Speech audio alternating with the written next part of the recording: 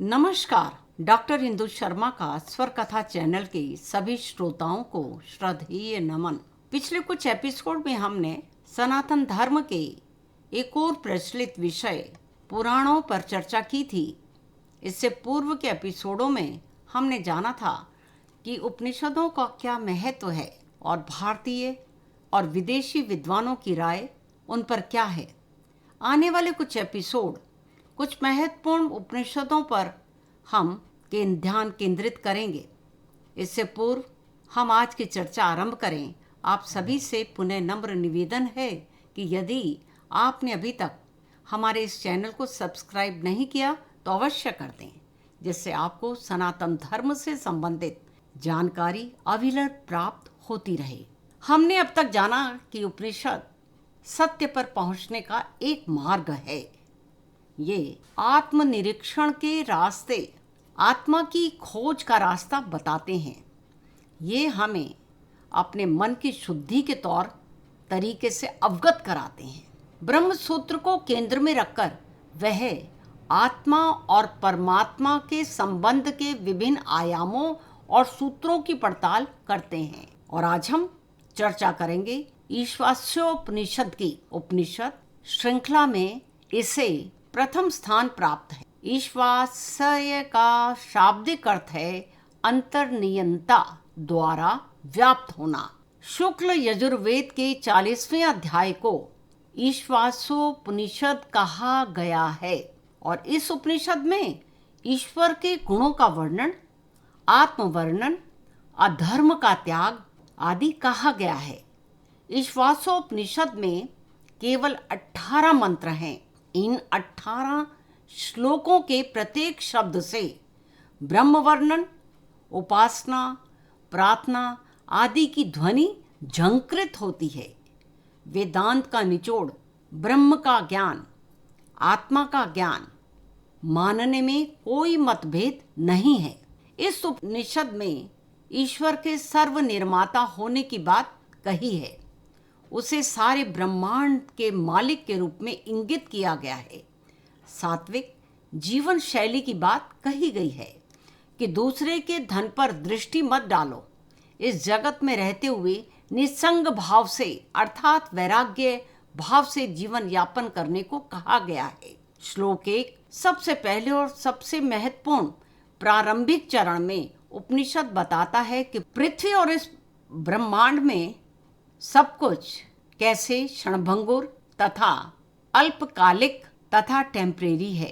इस प्रकार दुनिया की सभी चीजों को अपेक्षाकृत वास्तविक या भ्रामक करार दिया जा सकता है। इसमें कोई कथा कहानी नहीं है, केवल आत्मवर्णन। इसमें असूर्या नामक लोक की बात आती है। क्री असूर्या मतलब कि सूर्य से रहित लोक, वह लोक जहाँ सूर्य नहीं पहुँच पाता। घने काले अंधकार से भरा हुआ अचंतम लोक अर्थात गर्भलोक कहा गया है कि जो लोग आत्मा को, अपने स्व को नहीं पहचानते, आत्मा को झुठला देते हैं, नकार देते हैं और इसी को अस्वीकार तले पूरा जीवन बिता देते हैं, उन्हें मृत्यु के पश्चात उसी अंधतम लोक यानी कि असूर्या नामक लोक में जाना पड़ता है, अर्थात गर्भवास करना पड़ता है, फिर से जन्म लेना पड़ता है। इस प्रकार उपनिषद में एक और ईश्वर की सर्वनिर्माता मानकर स्वयं को निमित्त मात्र बनकर जीवन जीने का इशारा करता है और दूसरी ओर आत्मा को न भूलने को इंगित करता है। इसके बाद आत्मा को निरूपित करने का तथ्य आता है। वह अचल है, साथ ही मन से भी ज़्यादा तीव्रगामी है। यह आत्मा ब्रह्म सभी इंद्रियों से तेज भागने वाला है। इस उपनिषद में आत्म ब्रह्म को मात्र जिज्वा नाम से इंगित किया गया है, जो कि सभी कार्यकलापों को वहन करने वाला अर्थात उसे संबल देने वाला है। आत्मा के ब्रह्म के गुणों को बताने के क्रम में यहाँ यह बताया गया है कि वह एक साथ एक ही समय में भ्रमणशील है, साथ ही अभ्रमणशील भी है। वह पास है और दूर भी है। यहाँ उसे कई विशेषणों द्वारा इंगित किया गया है। क्री कि वह सर्वव्यापी, अशरीरी, सर्वज्ञ, स्वजन्मा और मन का शासक है। इस उपनिषद में विद्या एवं अविद्या दोनों की बात कही गई है। उनके अलग अलग किस्म के गुणों को भी बताया गया है।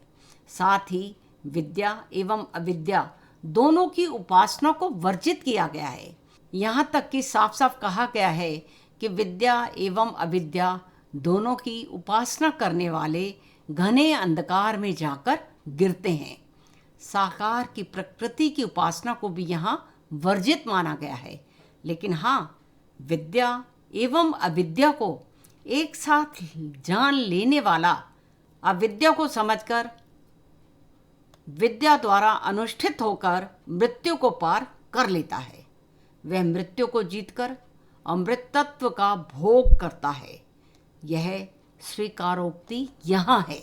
इसमें संभूति एवं नाशवान दोनों को भली भांति समझकर अविनाशी तत्व प्राप्ति एवं अमृत तत्व के उपभोग की बात कही गई है। इस उपनिषद के अंतिम श्लोक में बड़ा ही सुंदर उपमान आते हैं।